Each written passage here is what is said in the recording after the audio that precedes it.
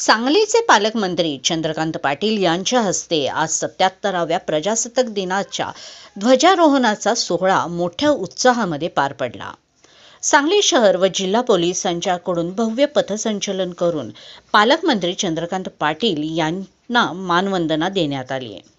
यावेळी शहर आणि ग्रामीण पोलीस दलाचे दंगल नियंत्रण पथक, श्वान पथक, निर्भया पथक, अग्निशामक दल यांचे शिस्तबद्ध सादरीकरण करण्यात आले। शहर व ग्रामीण पोलिसांचे थरारक पथसंचलन परेड यांनी उपस्थितांची मने जिंकली। विविध शाळातील विद्यार्थ्यांनी कराटेचे प्रात्यक्षिकी यावेळी सादर केले। पालकमंत्री यांच्या उपस्थितीत नागरिकांना बालविवाह प्रथेविरोधात शपथ देण्यात आली। बिबट्याच्या तावडीतून आपल्या बहिणींना बचाव करणाऱ्या शिवम संग्राम पाटील वय वर्ष 11 वर्षाच्या बालकाचा पालकमंत्री चंद्रकांत पाटील यांच्या हस्ते सत्कार करण्यात आला।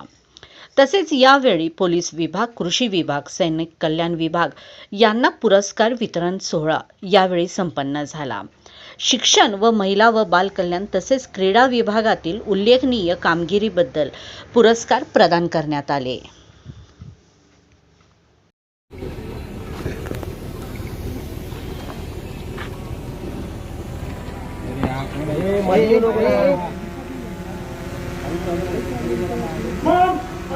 एक परेड कमांडर, एक सेकेंडरी कमांडर, 15 ऑफिसर, 510 जवान हाजिर है।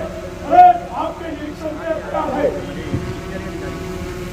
परेड कमांडर श्री विपुल पाटील दोन्ही पोलीस अधिकारी मुख्य विभाग यांनी सन्मान्य अतिथींना मानवंदना देऊन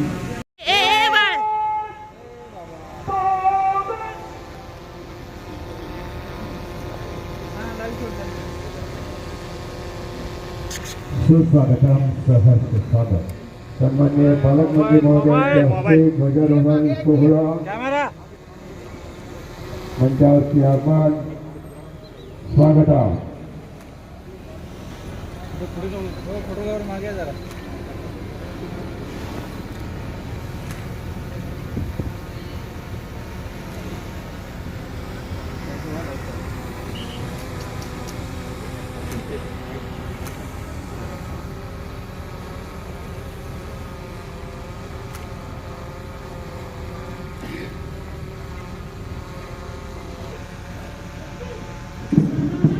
साऱ्या वाहनात परेडचं निरीक्षण करण्यासाठी पुढील मार्गक्रमण करत आहेत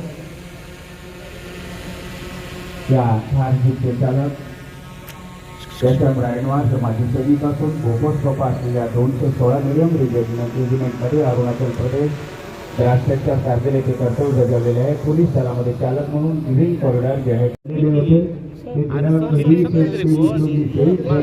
त्यांच्या पत्नी श्रीमती रुपाली देशमुख भगत आणि वडील शंकर देशमुख भगत यांना 1 कोटी आर्थिक मदत देण्यात येत आहे।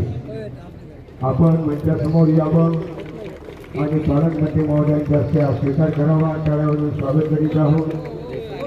त्यानंतर वाचवलं त्या साहसी कामगिरीचं राष्ट्रीय स्तरावर शौर्य पुरस्कार शिफारस करण्यात येत आहे। त्याचाही सन्मान होतोय। कुमार बालाजी संग्राम पाटील आणि कुमार प्रणव रवींद्र भोसले अजितराव घोरपडे विद्यालय कळंबीमधील विद्यार्थी याची माननीय पंतप्रधान सहभागी होणार नाही, तसेच बालविवाहास प्रत्यक्ष अप्रत्यक्ष मदत करणार नाही। बालविवाहाने मुला मुलींच्या शैक्षणिक, सामाजिक, मानसिक तसेच शारीरिक आयुष्यावर दुष्परिणाम होतात। तसेच शारीरिक आयुष्यावर दुष्परिणाम याची आम्हाला जाणीव आहे। बालविवाह हा कायदेशीर गुन्हा असून त्यासाठी तुरुंगवासाच्या शिक्षेची तरतूद आहे, आम्हाला माहिती आहे। या क्रमांकावर ताबडतोब संपर्क करू व प्रशासनास सहकार्य करू। आम्ही आमच्या मित्रात, नातेवाईकात, गावात बालविवाह होणार नाही याची दक्षता घेऊ। सर्वांचा एकच नारा, बाल विवाह मुक्त सांगली जिल्हा सारा. मुक्त सांगली. जय हिंद, जय महाराष्ट्र.